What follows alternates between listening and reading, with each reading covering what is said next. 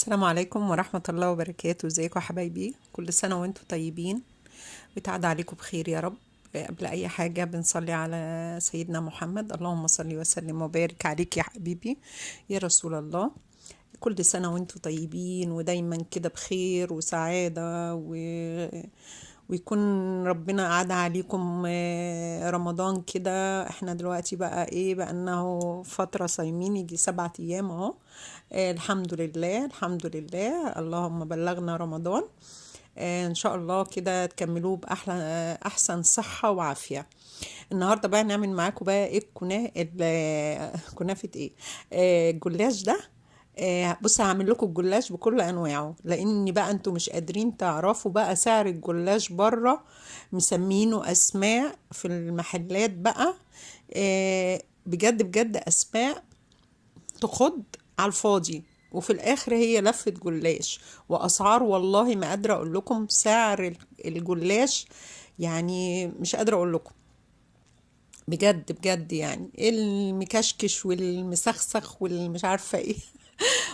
اشكال اشكال، وتروحي تجيبي الطبق يقولك يعني 450. لا لا، استهبال. احنا النهارده نعمل كب كيك الجلاش، دي حاجة كده بسيطة كده.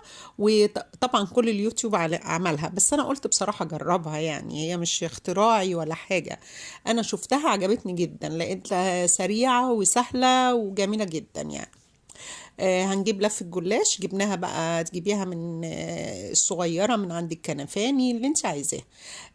زي ما انا بوريها لكم كده، هنقطعها هتطلع زي ما هي كده. هناخدها بقى نقطع نجيب اللفة بحالها ونقطعها. طبعا اليوتيوب كله عملها، يعني انا بقول لكم ان مش اختراع. بس بصراحة لقيتها جميلة جدا وسهلة وسريعة قوي، ما بتاخدش وقت خالص، وما بتاخدش يعني سمنة كتير، وما بتاخدش يعني مجهود. واتعملت كده في دقايق. قطعتها وجبت بقى ايه البولات بتاعت الكب كيك، وجبت سمنه بقى كده، تحطي بقى سمنه بلدي، سمنه اي سمنه عندك. بقيت ايه، ادهن الاول وحدات الكب كيك اللي انتوا شايفينها دي. وبعد كده بقى ايه، هحط فيها اللي انا بقطعها. انا حبيت اوريكم تاني لان انا بدهن الكب كيك، وهدهن تاني من فوق الوش عشان الجلاش يطلع مورق وحلو كده. وبأمانة ولا شرب زيت سمنة كتير ولا أي حاجة، غير لما كنا بندهن ورقة ورقة وكده. دي طبعا بتبقى بتدهن، بيبقى فيها المادة الدهنية بتبقى عالية جدا. لا ده بصراحة جميل جدا وخفيف وهتشوفوه. بصوا، انا بقى حبيت بقى ايه، لازم عشان يبقى مورق وحلو ما يبقاش مكتوم، لانك انت عامله اللفه كامله. فطبعا عشان ما يبقاش مكتوم وابيض من جوه ولسه ما استواش، طبعا هنحط فيه سمنه كده ونظبطه برضك. والتسويه بقى اهم حاجه، التسويه يعني التسويه هتقفي كده عشان الجلاش ما يلدعش مثلا من تحت ويتحرق من قبل ما يكون استوى من جوه. لا هنبقى واقفين عليه كده، نعمل الارضيه ونحطه على رف البوتاجاز، وان شاء الله كده. بصوا انا بحط له اهو بالفرشه، بدهنها تاني. واهم حاجه عشان يطلع مورق زي ما انا بقولك. بس صدقوني تجربه جميله جدا، عايزاكم كلكم تجربوها. بصوا اهو ده طلع كده. عايزه بقى تحشي بقى شوكولاته، كريمه، يعني اعمل الحشوات اللي انت عايزاها. هنا بقى احنا نعمل كل الحشوات اللي احنا عايزينها. بس انما هي كده انا حبيت بقى ايه، نعمل ايه الموجود في البيت. شوية العسل بتوع الشربات بتوعنا، ده شربات انا عاملاه كان بتاع كنافة، حطاه في التلاجة. سقيته، احنا مش بنحبه مسكر قوي برضك. بس كده. وعايزة بقى تعملي انتي ابداعي بقى، حطي اعملي اللي انت عايزاه. يعني حطي زي ما انا بقولك شوكولاتة اللي ولادك بيحبوه اعمليه. كل واحد بقى هياخد الواحدة كده ياكلها كفاية. انا حطيت سوداني وزبيب وجوز الهند والحاجات اللي بنعملها كده، حطيتها على الوش. مفيش اكتر من كده، حاجة مش مكلفة خالص.